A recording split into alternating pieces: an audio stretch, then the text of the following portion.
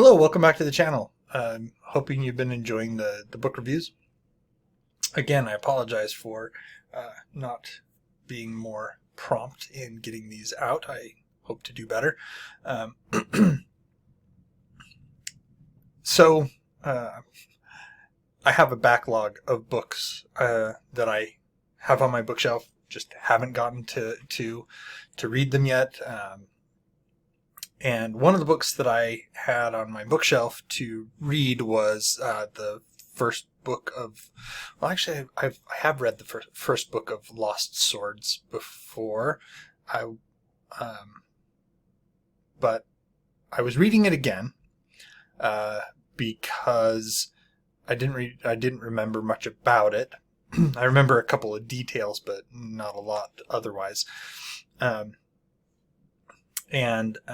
As I was getting into it, I realized that I had forgot a lot about what happened beforehand. So Fred Saberhagen wrote two series of books. One is I think they call it the Complete Book of Swords, and then he wrote a follow-up series, which is the Complete Book of Lost Swords. And I realized that I didn't remember a lot about what happened in that first series, so I decided to put off finishing the second series and go back and read the first series so that I could remember what happened. So I recently finished the first book of Swords. I have all of the books in the Swords series, the Lost and the Complete Book of Swords. They're in like compilation volumes. So the Complete Book of Swords is the first book, second book, and the third book of Swords. And then you have the Lost Swords, which is first through seventh. And each of them has a different subtitle. Like the first book of Lost Swords is Wound Healer's Story.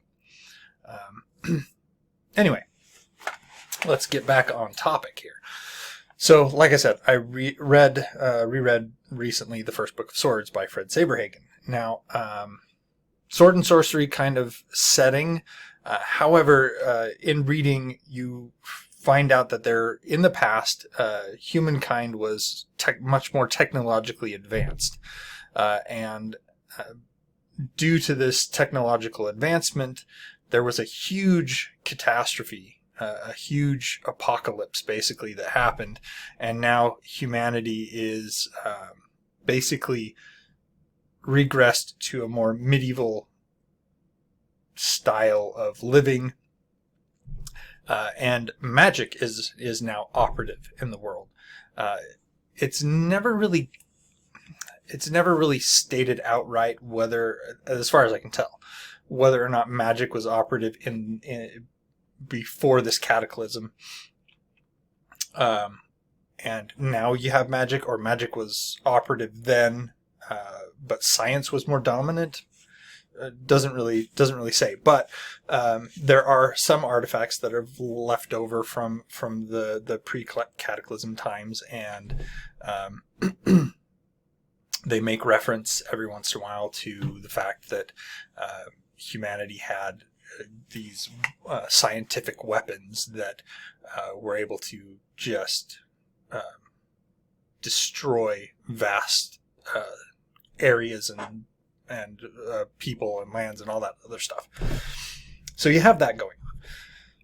At the beginning of the first book of Swords, the god Vulcan descends, and I'm going to say Earth. It's not really, it could be Earth post-cataclysm. It's not really said. But he descends, and he's looking for a place where he can set up a forge. Not just any place will do. It has to be a place where the volcanic fire of the Earth is close enough to the surface that he can harness it to do his work. And he finds a place, and he sets up... starts setting up his forge, and in getting everything ready, he decides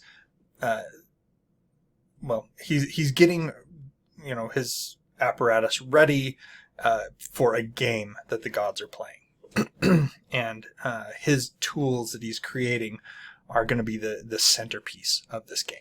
And he decides at the last minute that he doesn't want to do this alone, that he actually wants to have some human helpers. So he summons some men from a nearby village to come up into the mountain and help him out. The next thing we know, we're back in this village, and there's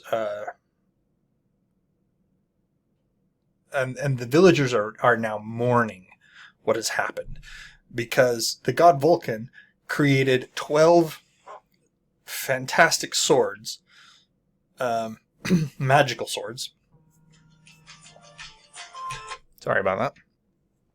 He created these 12 magical swords, and in creating those swords, he killed all but one of his helpers. And the last helper, he chopped off his arm. So he was a blacksmith. Now he only has one arm. He did give him a gift, though. He gave him one of these 12 swords that he created. This sword was called Town Saver. And each of the swords is basically identical in construction, except for certain designs on their hilt that set them apart. They each have kind of a device set into the hilt of the sword and a design on the handle. So he decides at this point in time to become a miller, because he figures that he can buy a mill. He can work it one-handed. He can get some help, hire some help to do the things he can't do, and go through with that. He is a widower. He has 2 young children, and he is set to marry a lady. And when she shows up, because she heard that her fiance was injured,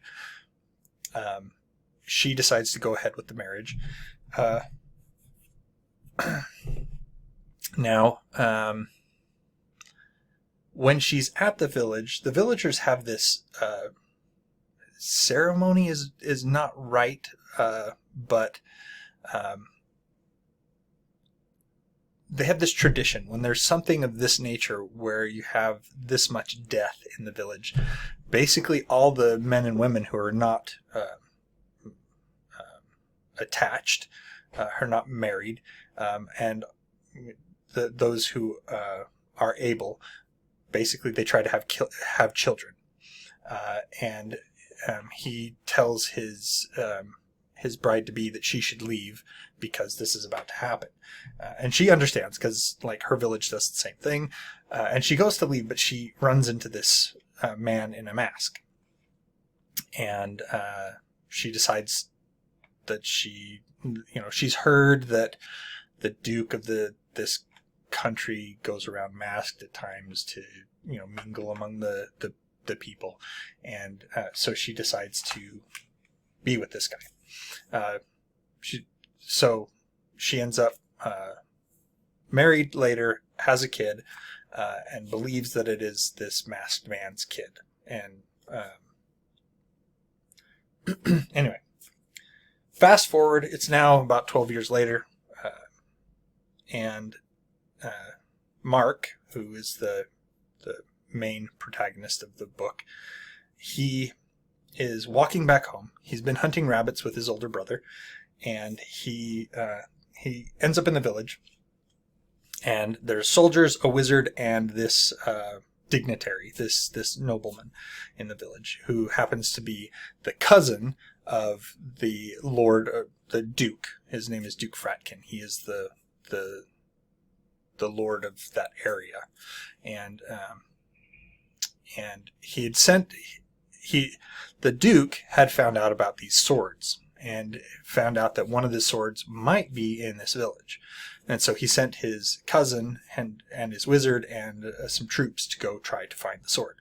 And they're told that that it's in the miller's house, and these two boys are the miller's sons. So he assigns the older one to go get the sword off the wall of their home. On the way back, he comes with his father. Now, the nobleman starts trying to haggle for the sword, and Mark's father's having none of it, because he said, "This sword was given to me by the god Vulcan himself, and the god Vulcan told me that I should give it to my son. And that's what I plan on doing. I'm not going to, defy the words of the gods and just do, yes, this is a very fancy sword. It was made by the gods. Yes, I could get a lot of money for it, but a god gave it to me. The god Vulcan handed it to me himself as he took off my arm and said that I should have this and pass it on to my son." So while this is all going on, soldiers attack the village. And that's when Town Saver springs into life. Mark's brother was holding the sword, and it makes him invincible. No one can stand against him. Swords, armor, they have some war beasts. The war beasts are nebulous a bit. They're described as cat-like, but they don't really go into much more detail than that. The war beasts have no chance against this sword. It starts shrieking really loudly, and as I said, Mark's brother becomes invincible holding this sword. And Mark, in an effort to try to help the situation, he tries to shoot one of the war beasts with an arrow. And in fact, he misses. And in the confusion, he accidentally shoots the Duke's cousin and hits him in the throat and kills him. So when everything is done, Mark's father is on the ground.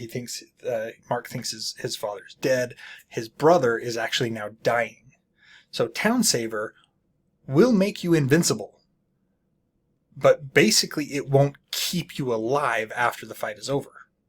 You have the power to destroy your enemies, but your enemies could kill you, but the sword will just keep you alive until all those enemies are dead or gone. As soon as those enemies are gone, the power goes back into the sword and you start to die. And that's exactly what happens with Mark's brother. So in the meantime, all the villagers are coming up, and Mark's mother and sister come, and she basically gives him Town Saver and says, "Get out of here. You just accidentally killed the Duke's cousin. He's going to come for you." And that's indeed what happens. The Duke sends troops. The wizard had survived, and he was able to tell the Duke what happened in that situation.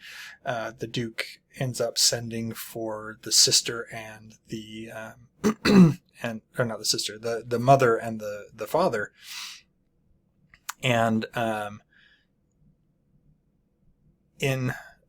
you find out that Mark's father did survive. His brother did not, and this is when you find out that the mother thinks the Duke is possibly the father of Mark, because she's making hints and stuff, and the Duke gets her alone and gets her to say, were you in this village at this time, wearing a mask, because we might have done it, kind of thing. Anyway, Mark goes off and takes Town Saver with him and ends up going out into the wider world. And then you find out that the Duke, he also has one of these swords. The sword that he has is Coin Spinner. And two other swords pop up in this book. One is Dragon Slicer, and the other one is Sight Blinder. Each of these has their own unique gifts and powers. Excuse me. And you kind of find out what I shouldn't say you find out some of what each sword is capable of doing. Not necessarily everything that the swords are capable of doing. And you find out that in the wider world, there's more forces and powers that are trying to find these swords. There's an empress, queen. They do make reference to the emperor, but there is a queen that's trying to gather the swords. There's a man called Sir Andrew. He's not trying necessarily to gain the swords so much as he actually is a really nice guy, and people like him. He's a fair ruler, as opposed to a lot of the other people in this particular nation. For instance, this Duke Fratkin, he definitely wants to kill Mark because Mark killed his cousin, even though, it's like he was kind of an expendable cousin. But anybody who touches stuff that's mine, and he actually is willing to lie that Mark killed his cousin and stole the sword. Kind Sir Andrew, as he's termed, doesn't buy into that at all. But in escaping from these soldiers and mercenaries and whatever else, Mark does end up with a band of dragon hunters, and that's how he comes in contact with the sword Dragon Slicer. So anyway, it's a good first start in the series. I don't know that I really like the whole